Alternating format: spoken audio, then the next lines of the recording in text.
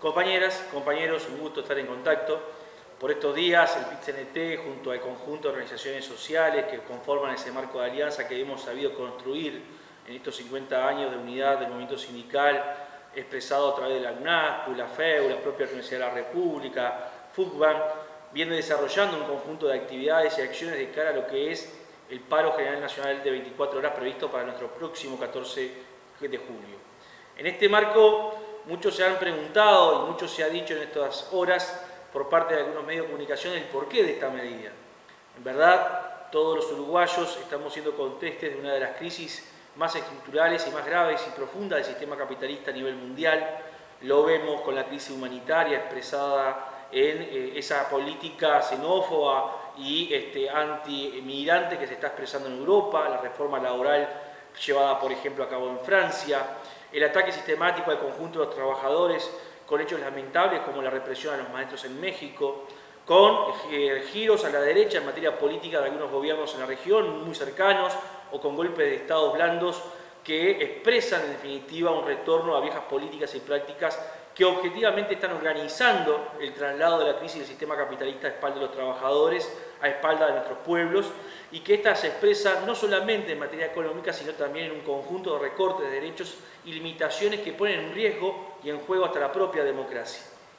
En nuestro país, que no escapa a esta realidad, inmerso en el contexto regional y mundial, tenemos en curso en estos días, o mejor dicho ya hace algunos meses, un proceso de ajuste fiscal que en líneas generales más o menos trata con la misma lógica de trasladar los efectos negativos de la instalación de una crisis económica que comienza a repercutir y a tener efectos concretos en nuestro territorio, a espaldas de los trabajadores activos, de los jubilados. Y allí hay un conjunto de definiciones que ha tomado el gobierno que en realidad generan fuertes contradicciones con el campo obrero y popular, porque en definitiva se ponen en juego dos visiones del país, dos programas que tienen ya, reitero, no tensiones, sino fuertes contradicciones que se expresan en nuestro rechazo como movimiento sindical al papel de las empresas públicas y al papel de la inversión pública, que en esta materia deberá ser un motivo de motor de desarrollo del mercado interno, que se expresa en nuestra oposición a que se recorten los gastos en áreas claves como salud, educación, vivienda, niñez, a que se grave más al trabajo que al capital. Todas expresiones que conforman un programa que ya el movimiento sindical expresara con mucha claridad y nitidez en oportunidad del año pasado de tratarse el presupuesto quinquenal y que lamentablemente muchos de los planteos allí esgrimidos y puestos negros sobre el blanco no fueron tomados en cuenta por parte del Poder Ejecutivo ni mucho menos por el Parlamento. Hoy día se profundiza este proceso de contradicciones entre los dos programas de visión de país, se profundiza el ajuste fiscal con un nuevo capítulo expresado a través de la rendición de cuentas que en lo que refiere concretamente a educación limita fuertemente no solamente lo que hoy el sistema educativo está necesitando en términos de recursos, sino que compromete seriamente a futuro la discusión y sobre todo el cumplimiento del compromiso electoral que el gobierno hiciera ante la ciudadanía de llegar a un 6% del PBI para la educación. Pero el problema no se termina solamente allí, está en discusión las pautas salariales, donde hay amplios sectores de trabajadores que hoy están siendo sometidos a la pérdida de salarios en términos reales, con ajustes nominales que están por debajo de la inflación que se está registrando en los últimos meses, con correctivos a 18 o a 24 meses en el mejor de los casos, con recortes, como decíamos recién, a la inversión pública en áreas claves como telecomunicaciones, energía y transporte, con falta de una negociación colectiva que permita en distintos ámbitos del Estado, particularmente, generar las mejores condiciones para las transformaciones que hoy se están planteando casi unilateral y discrecionalmente por parte de varias administraciones que afectan las condiciones de trabajo, por la necesaria creación de puestos de empleos como una forma de distribución, o mejor dicho, la mejor forma junto con los salarios de redistribución de la riqueza, algo que no hemos podido profundizar en los últimos años a pesar de que los números dieran un muy bajo nivel de desempleo o que se hayan registrado aumentos salariales en vastos sectores.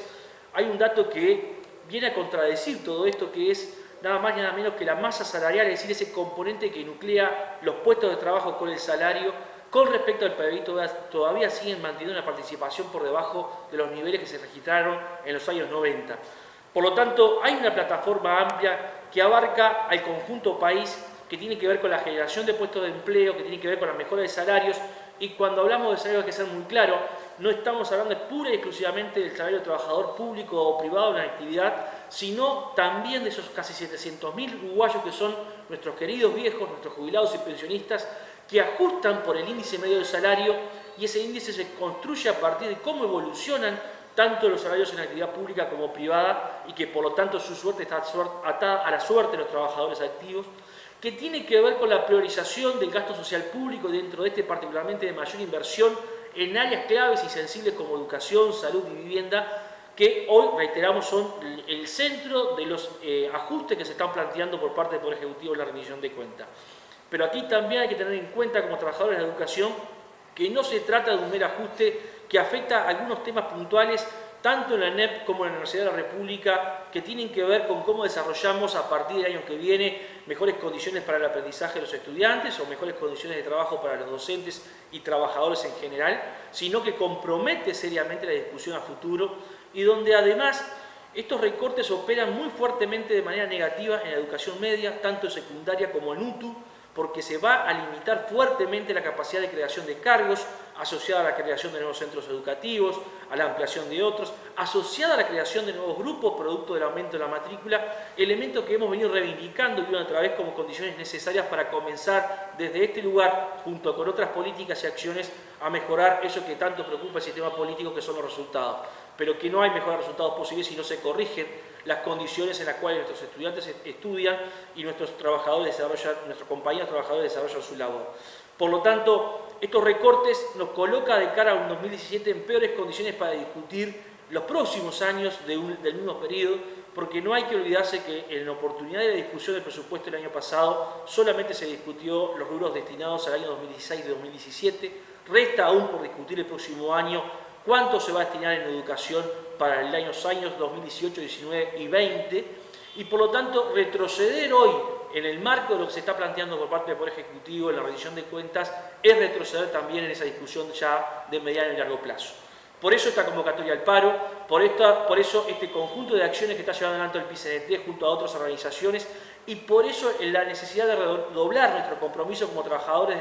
organizados de la educación, no solamente, reitero, en defensa de la educación pública, que sigue siendo una de nuestras banderas que nunca vamos a poder y a dejar de arriar, pero en definitiva lo que se trata aquí es, en el conjunto de nuestro pueblo, en el marco de nuestro movimiento sindical, con su red de alianza que involucra a estudiantes, jubilados, pensionistas, pequeños y medianos comerciantes, hasta pequeños y medianos productores, tanto del campo y de la ciudad, seguir sosteniendo la defensa de un programa de transformaciones que haga efectivamente la construcción del país productivo con justicia social y profundización de nuestra democracia para poder efectivamente construir la pública felicidad. Por lo tanto, la convocatoria, compañeros, a militar desde ahora, si ya no lo hemos hecho, por generar las condiciones que el próximo 14 de julio sea un gran paro de carácter nacional, donde efectivamente sea un verdadero plebiscito en contra de estas políticas que se vienen promoviendo desde el gobierno y que auguren las condiciones para generar desde la organización, la solidaridad y la lucha las mejores condiciones para alcanzar nuestras reivindicaciones y sobre todo concreciones programáticas. Por lo tanto, un fuerte abrazo, compañeras y compañeros, y a seguir militando de cara a esta movilización y a el conjunto de acciones que está llevando adelante hoy el movimiento sindical y sus aliados.